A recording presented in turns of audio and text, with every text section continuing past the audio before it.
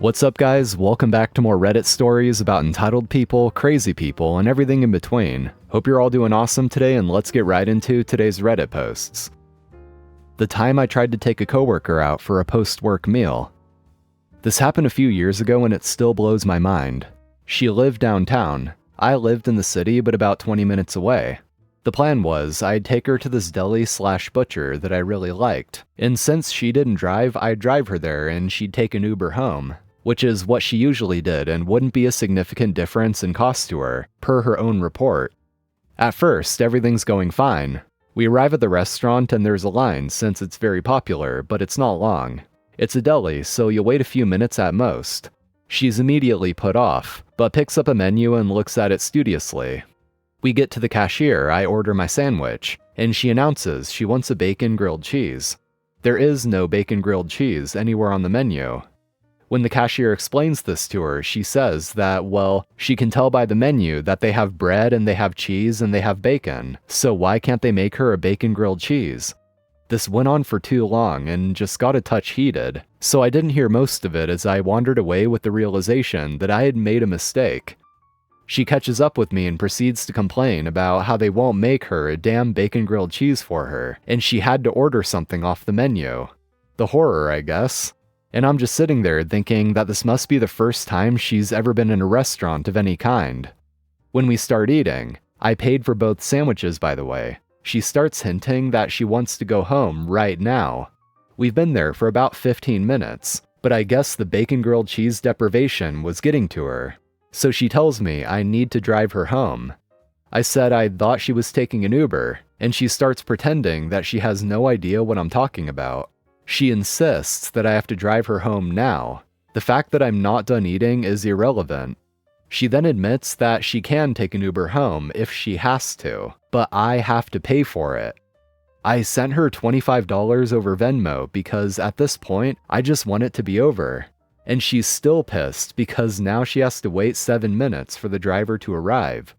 Once she's picked up, she goes home. And then once she's there, I get a text telling me that the traffic was so smooth it was no time at all, basically giving me crap for not driving her home. We remained cordial at the office, but I've never invited a coworker out since. Karen is mad that, quote, Mexican music is playing in the restaurant. I used to work in a high-end Italian restaurant, and even though I don't work there anymore, I'm still close with my old coworkers. The story from last Christmas Eve is probably one of the most ridiculous stories I've ever heard. A lady called over the manager to complain. Manager asks what's wrong, and the conversation goes like this. Okay, so everything was wonderful. Food, service, drinks, everything great. Okay, ma'am, glad to hear. So what's the problem? Don't you think it's inappropriate to be playing Mexican music in the restaurant? It just ruins everything. What do you mean by Mexican music, ma'am? Well, first of all, I can't understand what they're saying, so how can anyone enjoy it? And second of all, shouldn't you be playing Italian music of all things? Ma'am, this is Italian music. The band isn't singing in Spanish. Yes, they are. And she looks at the rest of her party as if the manager is an idiot. Ma'am, I'm Italian and I speak the language. This is the Italian language that you're hearing, and this is an Italian band that plays Italian music. Since, you know, this is an Italian restaurant. Was there anything else I could help you with? No, but I think you're confused. I know Mexican when I hear it. I think you mean Spanish. Enjoy your night. She then left a bad Yelp review about how inappropriate Mexican music is in an Italian restaurant. If someone has a heart attack on a plane, here's a quick lesson on how not to behave. About 2 years ago, I was flying to the East Coast, US, from Houston. There was only one plane change in Atlanta. As we began our descent, there was some sort of commotion near the front of the plane, as all of the flight attendants were clustered up there. After a few minutes, an announcement was made asking if there was a doctor on board. Sadly, there wasn't. Word slowly filtered back that it was a heart attack. When we got to the gate, there were paramedics waiting. Naturally, another announcement was made that due to a fellow passenger needing medical attention, there would be a significant delay in deplaning. As everyone was deplaning, the aisles were full of people waiting, but nobody seemed put out. That is, except Karen. Karen was a 50-ish woman in the seat behind me. She was already in the aisle muttering complaints about the delay. With every update from the captain, she let out another exasperated sigh, and/or a muttered, "Unbelievable, you gotta be kidding me," under her breath. Even worse, when we finally did begin the deplaning, she actually tried to cut in front of me, breaking the cardinal rule of deplaning. People in front of you get off the plane before you. I whipped my arm out, smiled, and said, "Excuse me." She scowled, backed up a few inches, and then she actually waved her hands, "Hurry up" at me. Okay, Karen. I took my time getting my bag, then stood on my toes to look in the baggage compartment, in case anything fell out. I slowly walked to the front of the plane where the flight attendants and captains were saying goodbye, and literally stopped, shook their hands, and thanked each one of them for the amazing job they did. "I really appreciate your efforts," etc. As soon as we were off the plane and in the skybridge, Karen pushed her way around me and practically ran to the terminal. I walked in the middle to make it tougher on her. F you, Karen. My landlord just came in and removed my toilet, and seems to have no intention to replace it. A little backstory. We've been having trouble with our landlord since the beginning. There were a number of things wrong with the unit. It's a condo unit he owns. We're renting from him. But he promised us it would all be fixed before we moved in. None of it was fixed by the time we moved in. And now 4 months into our lease, very few things were ever fixed over time. This has caused us to have several arguments with him, and we are not on good terms with him. He's already told us that he's not renewing our lease after it's up. Needless to say, things have already been tense around here. So this morning, he shows up unannounced and says he needs to check something. We let him and his worker guy in. They go into the hallway bathroom, and the next thing I know, they're removing the toilet. I ask him what he's doing, and he says that the toilet in one of their other units is broken, and so he's taking this one to put in the other apartment. I asked if he's going to put another new toilet in my bathroom, and he's just like, "Why do you need the toilet? You have another one in the master bathroom."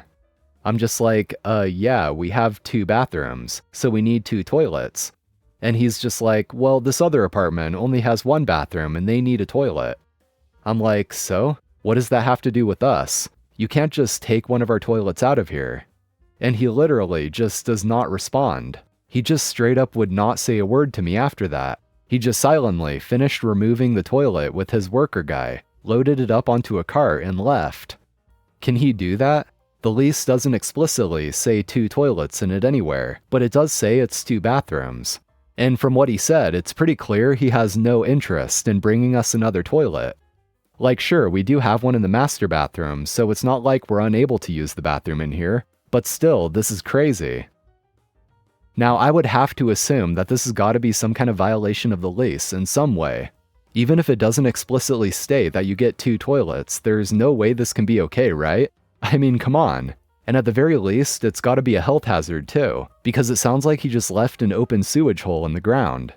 If you guys think your landlord is bad, at least you don't have this guy. Being shirtless in the woods as a lady. Last weekend, I went camping with my boyfriend. We went to a wilderness area in Pennsylvania where we did some backpacking. It's a place where you're allowed to set up camp anywhere in the woods, as long as you follow Leave No Trace. It was almost 100 degrees Fahrenheit, and we'd been hiking for hours, and eventually we found a nice place to stop in a clearing near the river. It was well enough away from the trails that we couldn't see the trail. He took off his shirt, and I was jealous he could just go about shirtless. He said, "Why don't you? Are you afraid of the squirrels saying?" And I decided, screw it, I'd hang out shirtless too when setting up camp. After a couple hours, I heard footsteps coming towards the campsite, which was weird because in the woods with dispersed camping, people usually keep to themselves. It's pretty bad etiquette to come upon someone else's campsite when it's getting late in the day, or especially if it's dark out, and the sun was getting low in the sky. This family came into the clearing, 2 preteen boys and their parents, and I was a little shook because I was alone. My boyfriend had went further from the trail to take a piss. I momentarily forgot about my shirt because I was spooked, until the mom started losing her crap at me for being, quote, indecent and exposing myself. I stood there and reached for the knife in my belt because I was kind of wary about strangers coming to my camp and getting confrontational. I don't think she noticed, but she sure did notice I wasn't rushing to cover up. My boyfriend came jogging back and he saw what was going on right away and handed me a jacket to put on, and he basically asked them to move along. I said something about how they ought to be careful coming up to people's camps in these woods. A lot of people carry around here, and it generally gets folks on edge if you come up to their camp in the evening. And that got the dad snapping at me, asking if that was a threat. I tried to say real calm that it wasn't a threat, just a word of advice. They moved on after that, and I guess I'm still feeling weird about it. Break our speed gates? Challenge accepted. When I was a kid, my family lived on a private dead-end road with many families also raising school-age children. The street was peaceful and safe for kids to play, but every now and then driving-age teens and young adults would speed down our road, concerning the parents about their children's safety. After some time, the homeowners on the road agreed to put up 2 staggered barriers to act like speed gates, forcing motorists to reduce their speed as they weaved to enter and exit the road. My dad is a frugal DIY kind of guy and volunteered to build the barricades himself and be reimbursed by the road association rather than buying pre-built lower quality barriers. My dad's barricades were constructed using hollow plastic beams, with a 2D plastic picket fence attached to the front and a weighted bottom to prevent blowing over in windy conditions. All was good in the hood until one day the light barricades were found mangled to the point of being a total loss. No one on the street knew what happened, and the street asked my dad to rebuild his barricades, so he did. A few weeks later, the barricades were again destroyed, and it became clear that it wasn't an accident, but likely caused by one of the speeding teens. Well, my dad, being an engineer, understood the assignment and doubled down, building 2 new picketed barricades, but this time reinforced every structural part with hardy 4x4 wooden beams hidden inside the plastic beams. As predicted, a few days later, we found one of the barricades tipped over, with a few broken picket prongs, but all in all still intact. We don't know who it was or how much damage they caused to their vehicle by ramming the reinforced gates, but that was the last time they ever tried destroying our barricades. Alright guys, that's all for today. Thank you for watching. If you enjoyed, be sure to leave a like, and also hit that subscribe button so you can be notified when we upload. So have a nice day everyone, and I'll see you next time.